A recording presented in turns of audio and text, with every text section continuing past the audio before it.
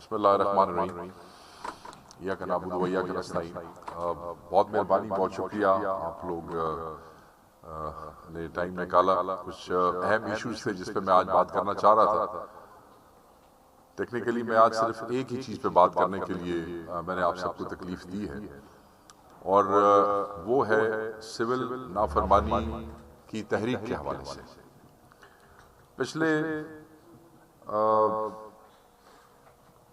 पिछले दिनों बारहा हमारे कहने और बार बार उसको बावर कराने के बावजूद टीवी पे और इलेक्ट्रॉनिक एंड प्रिंट मीडिया में हमसे सहाफ़ी बार बार ये सवाल पूछते रहे कि जी क्या सिविल नाफरमानी की तहरीक जारी है, कब शुरू होगी, कैसे होगी। और हम उन्हें बारहा ये बावर कराते रहे कि एक डेडलाइन थी जो खान साहब ने दी थी कि उस तारीख के बाद, संडे का दिन था, उसके बाद जो है वो तहरीक शुरू हो जाएगी। मुझे इस बात की समझ नहीं आ रही थी कि लोग किस किस्म का ऐलान चाह रहे थे। जब इमरान खान साहब ने ओवरसीज पाकिस्तानीज को इसके फर्स्ट फेज के हवाले से डायरेक्ट एक कॉल दे दी, तो उसके बाद और उस पर एक तारीख और दिन भी बता दिया, तो उसके बाद हमें कोई फीता काट के तो सिविल नाफरमानी की तहरीक के फर्स्ट फेज का इफ्तिताह नहीं करना था। वो क्योंकि डायरेक्ट कॉल ओवरसीज पाकिस्तानीज के लिए थी और वो उनको दे दी गई, और जैसे ही वो तारीख आई उसके बाद वो ऑटोमेटिकली शुरू हो गई। बारहा हम टीवी चैनल्स पे एंकर्स के साथ और सहाफियों के साथ, अपने भाइयों के साथ, आप सबके साथ इंटरेक्ट करते रहे, आपको कहते रहे, और उसके बाद खान साहब एक दफा नहीं बारहा दोबारा कह चुके हैं कि सिविल नाफरमानी की तहरीक जो है वो क्यों जरूरी है।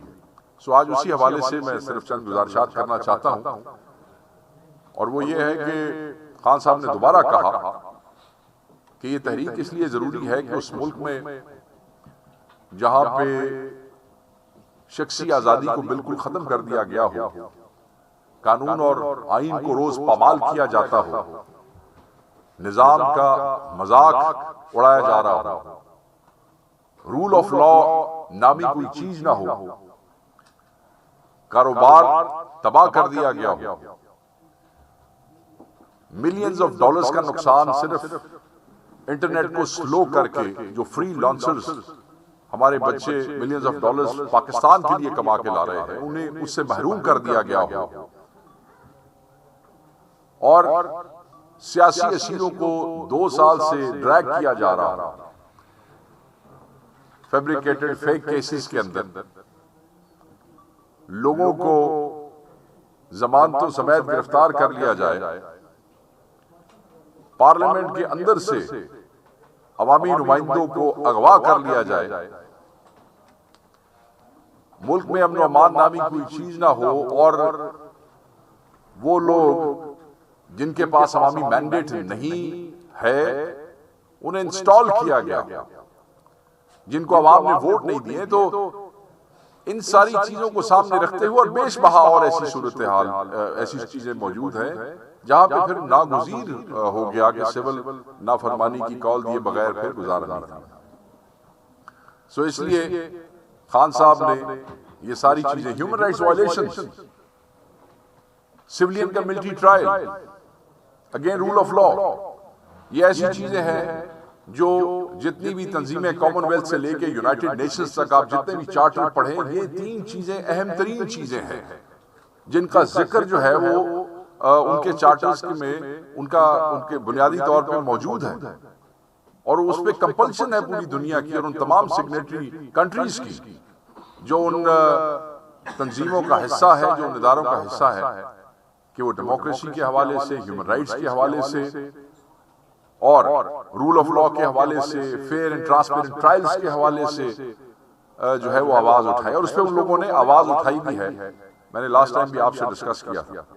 सो सिविल नाफरमानी की तहरीक का जो पहला फेज है जो भी जारी है और जारी रहेगा, उसके पहले फेज में मैं दोबारा एक्सप्लेन कर दूं कि हम कई दफा पहले ये बता चुके हैं कि ये ओवरसीज पाकिस्तानी की तरशीलात के हवाले से है कि वो तरशीलात खान साहब ने उन्हें ये कॉल दी है कि वो तरसीलात पाकिस्तान न भेजें। और उसमें जो चीजें बड़ी अहम है वो ये है कि ओवरसीज पाकिस्तानी जो पिछले कई सालों से, कई दहाइयों से पाकिस्तान के अंदर अपने हुकूक की जंग लड़ रहे हैं, अपने लिए वोटिंग राइट मांगते रहे। खान साहब के दौर में हमने बाकायदा उन चीजों पे काम मुकम्मल कर लिया और उसके बाद अनफॉर्चुनेटली जब इनका टाइम आया तो वो चीजें वापस हो गई। वोटिंग राइट्स के अलावा उनकी फैमिलीज के साथ आप इस मुल्क में क्या कर रहे हैं? आपकी हुकूमत, हुकूमती वज़रा ये धमकियां देते हैं कि तुम्हारे पासपोर्ट कैंसिल कर दिए जाए, तुम्हारे शनाख्ती कार्ड ब्लॉक कर दिए जाए, जब तुम एयरपोर्ट पर लैंड करोगे तुम्हें गिरफ्तार कर लिया जाए। ये आप उन ओवरसीज पाकिस्तानियों के साथ ट्रीटमेंट करना चाहते हैं जिनकी तरसीलात के ऊपर इस मुल्क की मईशत जो है उसका इन्हसार है। दूसरी तरफ उनकी फैमिलीज के साथ क्या हो रहा है? सालों से उनके जो इन्वेस्टमेंट यहाँ करते हैं, जिसके लिए हम लिटरली बेग देम कि आप पाकिस्तान में इन्वेस्ट करें, वो जो इन्वेस्टमेंट करते हैं रियल एस्टेट सेक्टर में, उनके प्लॉट्स पे कब्जा, उनकी जमीनों पे कब्जा, पुलिस उनको डिफरेंट डिस्ट्रिक्ट्स में कैसे उनको जो है वो मिसट्रीट करती है और किस तरह उनकी चीजों की जो है वो हिफाजत नहीं होती, किस तरीके से वो पाकिस्तान की मोहब्बत में दिन रात मेहनत से कमाया हुआ पैसा पाकिस्तान में इन्वेस्ट करते हैं। ये जो पिछले 1.5-2 साल से उनके साथ हो रहा है, उनकी फैमिलीज को तंग किया जा रहा है, उनके रिश्तेदारों को अरेस्ट किया जाता है, उनके रिश्तेदारों को जो है थ्रेट्स दी जाती हैं, उनके घर सील कर दिए जाते हैं, नक्शे कैंसिल कर दिए जाते हैं, उनकी जो इन्वेस्टमेंट्स है बिजनेस सेक्टर के अंदर वो इंश्योर करते हैं कि इनको ज़रीओ ख्वार किया जाए। एब्डक्शंस होती हैं, टॉर्चर्स होते हैं, अरेस्ट होते हैं, ब्लैकमेल किया जाता है और बहुत सी मिसालें यहाँ हमारे पास मौजूद हैं। केपी के कई दोस्तों को मैं जानता हूँ जिनकी फैमिलीज को हरासा किया गया। पंजाब में तो मैं बहुत सी फैमिलीज को जानता हूँ जिनको हरासा किया जाता रहा और किया जा रहा, सिर्फ इसलिए कि जिन मुल्कों में वो बैठे हैं और मेहनत मजदूरी से पैसे कमा के यहाँ भेज रहे हैं, वहां पे वो अपने सिविल और पॉलिटिकल राइट्स इस्तेमाल कर सकते हैं। अगर वहां वो पाकिस्तान के लिए आवाज उठाते हैं, याद रखिएगा ह्यूमन राइट्स के ऊपर बात करना, we are all global citizen, ये कोई मुदाखलत नहीं होती है। दुनिया में जहां भी किसी मुल्क में भी ह्यूमन राइट्स वायलेट होते हैं, दुनिया उस पर बात करती है। और ये ऐसा फिनोमेना नहीं है कि जिसको हम इंटरफेरेंस, ये ऐसा फिनोमेना है जिस पे बात करना लाजिम है और सब पे लाजिम है। तो मैं ये समझता हूं कि जब आप ओवरसीज पाकिस्तानी को इस तरह ट्रीट करेंगे, जब आप उनको उनके राइट्स नहीं देंगे, जब आप उनकी जायदादों को, उनके रिश्तेदारों को, उनके इंटरेस्ट को यहाँ पे प्रोटेक्ट नहीं करेंगे और फिर आप जो है वो इंश्योर करेंगे कि वो जब यहाँ पे लैंड करें तो उन्हें गिरफ्तार कर लिया जाए, तो फिर आप उनसे क्यों एक्सपेक्ट करते हैं कि वो रेमिटेंसेस के हवाले से वो जो है वो आपको ऑब्लाइज करेंगे। यहाँ पे बिल्कुल ये सवाल भी होता है कि ये तो आप जो है वो नुकसान कर रहे हैं जी, ये तो आप अपने मुल्क की इकोनॉमी का नुकसान कर रहे हैं। मैं ये समझता हूं जिस मुल्क में 26 नवंबर जैसा कत्ल किया जाए, जिस मुल्क में पार्लियामेंटेरियंस को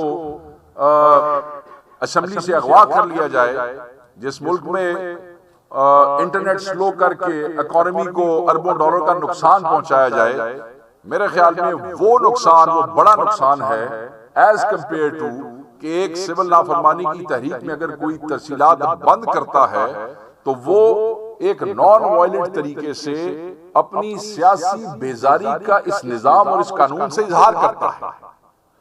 पाकिस्तान तहरीक इंसाफ पाकिस्तान की सबसे बड़ी सियासी जमात है। ये कोई मुसल्ला जत्था या खुदा न खास्ता कोई मिलिटेंट ऑर्गेनाइजेशन नहीं है। तो इसका जो इस निजाम से जो बेजारी का इजहार है वो इन्हीं जो तरीके हैं उसी से हो सकता है। अपने ज़हन में रखिएगा इमरान खान साहब जिन्होंने ये कॉल दी है, ये वही इमरान खान साहब हैं जिन्होंने रोशन डिजिटल अकाउंट की बुनियाद डाली और ओवरसीज पाकिस्तान ने 4.2 बिलियन के लगभग डॉलर्स जो है वो उस रोशन डिजिटल अकाउंट में डिपॉजिट किए। ये वही इमरान खान साहब। आपको याद होगा मीनार पाकिस्तान पे इमरान खान साहब ने कहा था कि अगर सिर्फ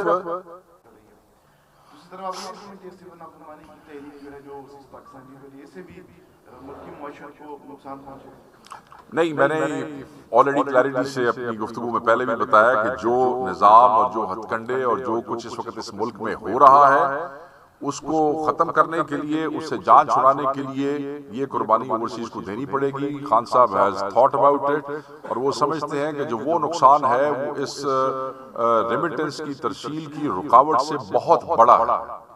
सो इन कंपैरिजन ये कोई ऐसा नुकसान नहीं है, ये वो धचका है जो इस गिरती हुई घुटनों पे आई हुई हुकूमत को हटाने और गिराने के लिए जरूरी है।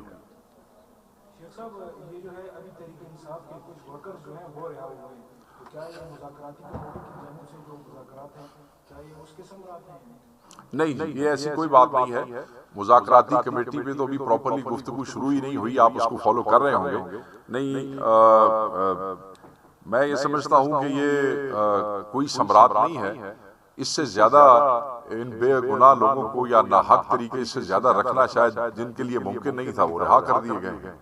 और ये जो माफी वाला जो पार्डन वाला आपने सुना, वो भी उस पर ऑलरेडी हम वो बता चुके हैं कि ऑलमोस्ट सारे लोगों की जो सजा के मुताबिक वो ऑलरेडी इतने दिनों से अंदर थे।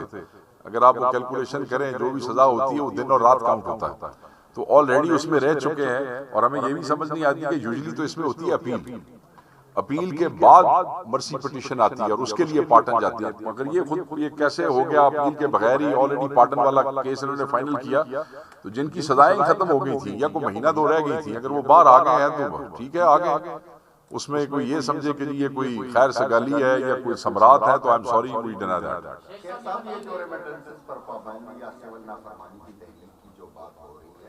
तो क्या इससे पाकिस्तान तहरीक इंसाफ हवाला बंदी को की हौसला अफजाई नहीं कर रही, और इस तरह के जो बैन अल-अक़वामी वो है पाबंदियां है, क्या इससे पाकिस्तान मुतासर नहीं होगा? एक बार फिर FATF की ग्रेड से कितनी मुश्किल से निकले।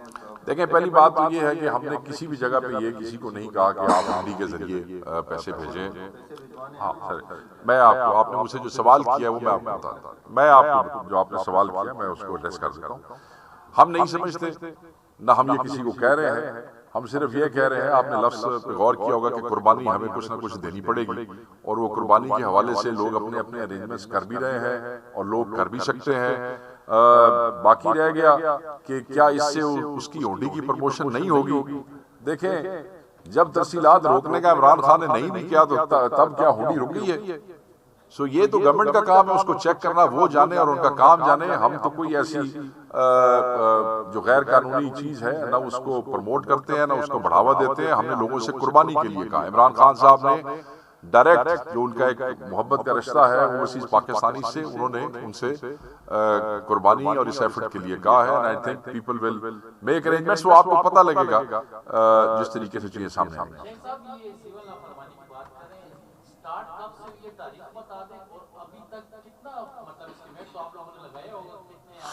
नहीं, इसमें ऐसी बात नहीं है। देखें, जो जिस दिन से इमरान खान साहब, ये चीजें कुछ चल रही हैं, को पिछले 15-20 दिनों से चल रही हैं। उसमें आपको याद होगा जब लास्ट प्रेस कॉन्फ्रेंस मैंने की थी तो खान साहब ने 2 दिन बढ़ा दिए थे। जब योम शोहदा मनाया जा रहा था, आपको याद है, तो उस हवाले से खान साहब ने कहा था कि उसके बाद ये शुरू हो जाएगी, और वो 14 तारीख थी। क्योंकि फिर वो हमने 2 दिन उसको आगे बढ़ाया तो फिर ऑटोमेटिकली वो उधर भी लोगों ने हमसे सवाल किया 2 दिन क्यों आगे बढ़ाया जी। हमने कहा वो इवेंट क्योंकि 2 दिन बाद का है, तो खान साहब ने 2 दिन बाद की डेट दी है, तो उसके बाद से वो चलेगा।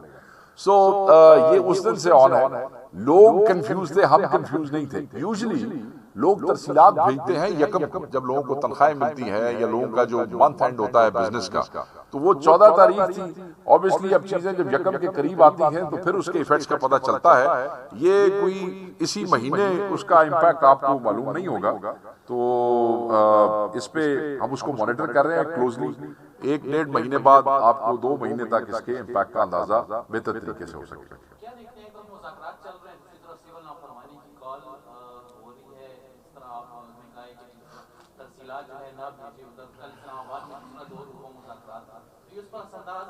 दूसरी बात ये बताएं, आपकी तरफ से भी जो डिमांड पेश की गई, गवर्नमेंट की तरफ से भी कुछ सामने आए हैं?